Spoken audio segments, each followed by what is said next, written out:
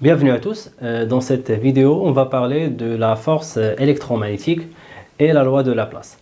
Donc, pour mieux comprendre cette leçon, on réalise le schéma d'un montage expérimental qui se compose d'un aimant en U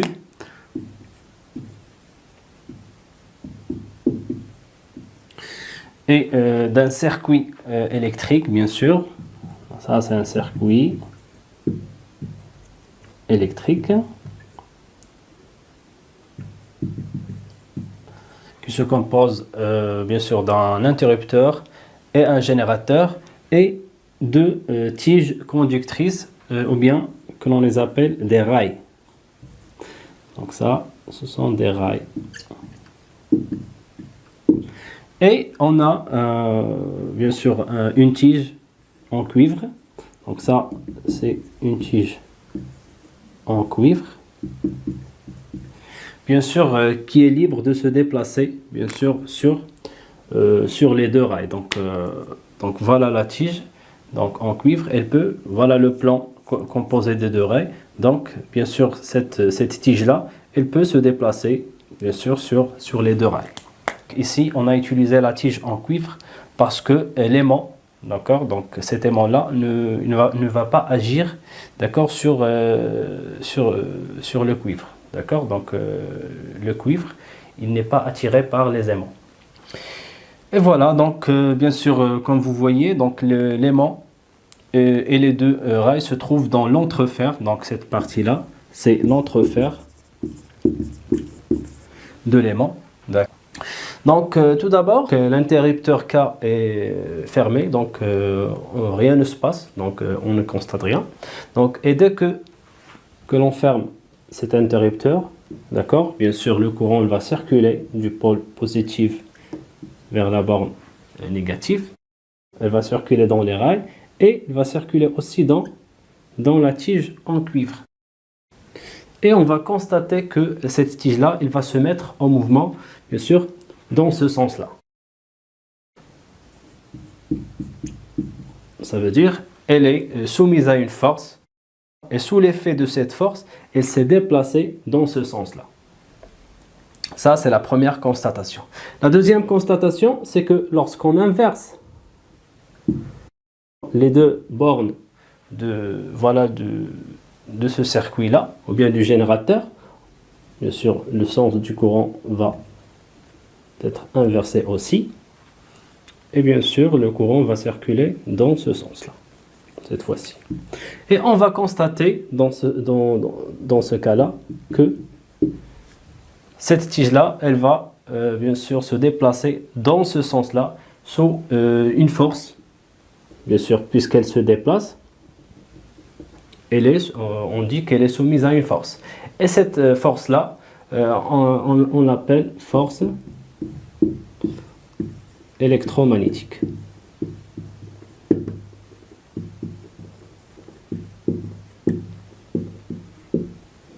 Pourquoi force électromagnétique? Parce que elle résulte du passage du courant électrique, d'accord, dans le circuit et le champ magnétique créé par cet aimant-là.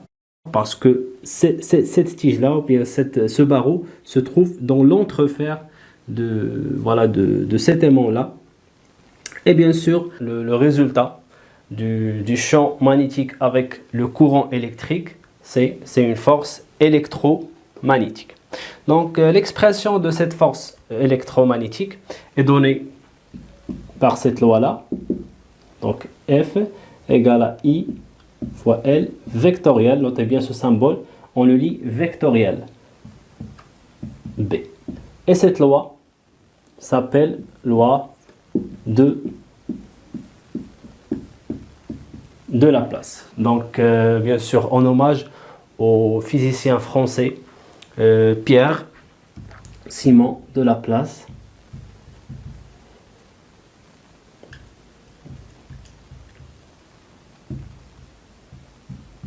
Pierre-Simon de Laplace, qui est connu par ses recherches dans l'électromagnétisme. Donc, voyons que veut dire chaque grandeur de cette loi-là. Donc on a F, donc on a dit c'est la force électromagnétique, d'accord, que subit cette tige-là. I, c'est l'intensité du courant qui circule, bien sûr, dans cette tige-là. L, c'est la longueur de la partie ou bien de la portion qui baigne ou bien qui se trouve dans le champ magnétique, d'accord. Et B, c'est l'intensité du champ magnétique créé par l'aimant. Bien sûr, cette relation-là, donc il ne faut pas se prendre trop la tête avec cette relation. Pourquoi? Parce que on va utiliser juste l'expression de l'intensité de cette force-là, qui est F égale à I fois L fois B sinus alpha. Donc, voilà comment on calcule l'intensité de cette force-là. Et bien sûr, on a dit I, c'est en ampères. L, c'est la longueur en mètres. B, c'est l'intensité du champ magnétique en Tesla. Et F, c'est l'intensité de la force électromagnétique en Newton. Donc maintenant, comment on peut déterminer bien sûr le sens de F? Ça veut dire comment on va savoir, bien est-ce qu'on peut prévoir le sens de F à partir du sens de I et de B.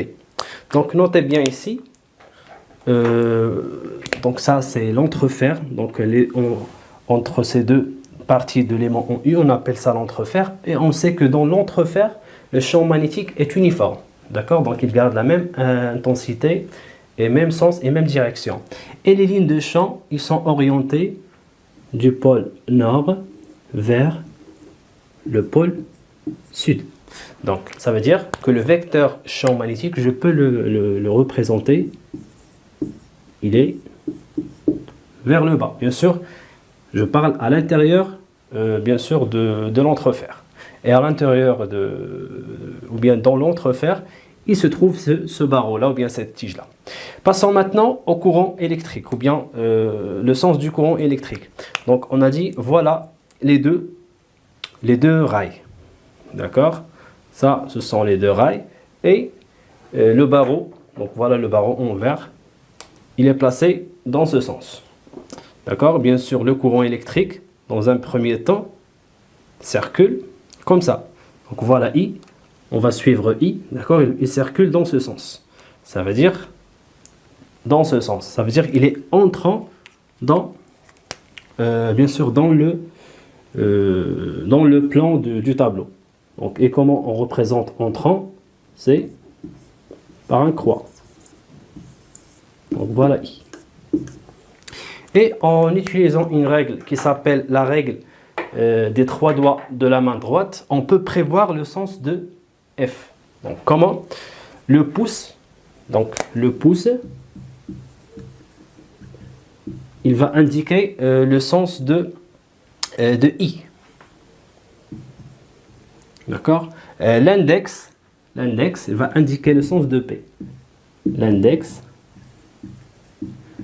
indiquer le sens du vecteur champ magnétique. Et le majeur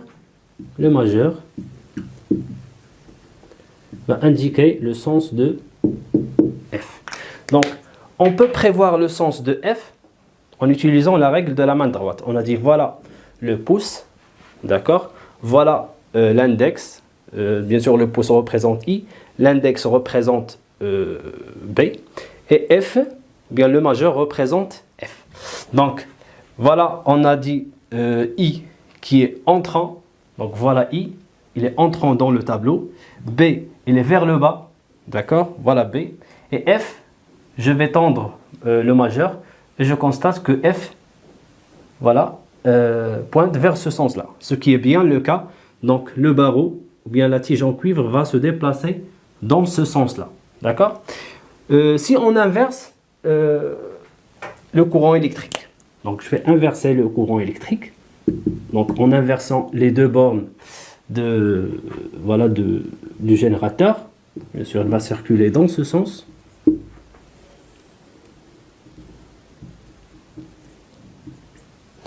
Donc cette fois-ci, regardez bien, voilà la tige, d'accord? et le courant circule dans ce sens-là. Ça veut dire il est sortant. Donc, et sortant, je la représente par un point. Bien sûr, B, je n'ai pas changé B. D'accord? Mais F, bien sûr, elle va changer. Bien, le sens de F va changer. Donc, je vais réutiliser la même règle. Donc, on a dit, voilà, I. Voilà, il est sortant. Comme vous voyez, I. B, il est vers le bas. D'accord? Et je vais tendre le majeur qui va me donner la direction bien, et le sens de F. Comme vous constatez, ça va vers ce sens-là. Donc, F, la direction de F, c'est dans ce sens. D'accord? Donc, voilà F. Et bien sûr, le barreau ou bien la tige en cuivre va se mettre en mouvement dans ce sens-là. Donc, F, il est dans ce sens. Bien sûr, donc on peut utiliser la règle de la main droite pour trouver soit la direction de B ou bien le sens de I. Donc la condition, c'est que on doit, par exemple, on a B, F et I. On doit connaître deux, d'accord? Par exemple, si on vous demande B, bien le sens de B, on doit connaître le sens de F et le sens de I. Et après, en utilisant la règle de la main droite, d'accord, on peut chercher le sens de B. La même chose pour I, on peut le déterminer en connaissant le sens de B, de l'intensité du champ magnétique, et bien sûr le sens de F. D'accord? Donc c'est comme ça que l'on détermine voilà, la direction et le sens de chacun de ces grandeurs. Donc notez bien ici que dans cette relation, d'accord, alpha c'est l'angle entre B, d'accord, et L. L, ça veut dire la longueur de la portion qui est plongée dans le champ magnétique.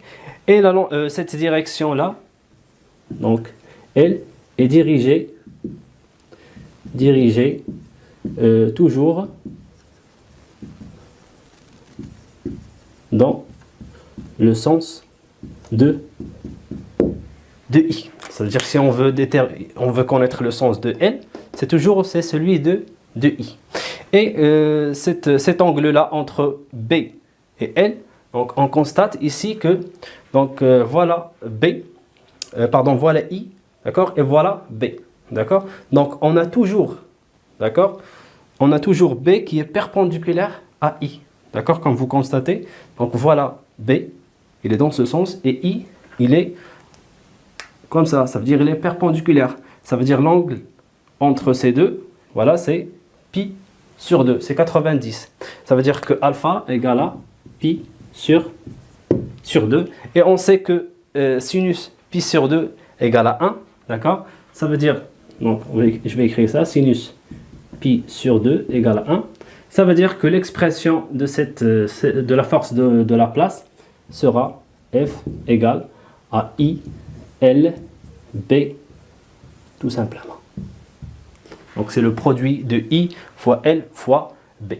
Et notez bien que L, c'est pas la longueur de toute la tige. Bien sûr, ça sera la longueur de la tige complète si elle est immergée ou bien plongée totalement dans le champ magnétique. D'accord? Mais par exemple, on va prendre seulement, comme vous voyez, voilà l'épaisseur ou bien la largeur de ces deux pôles.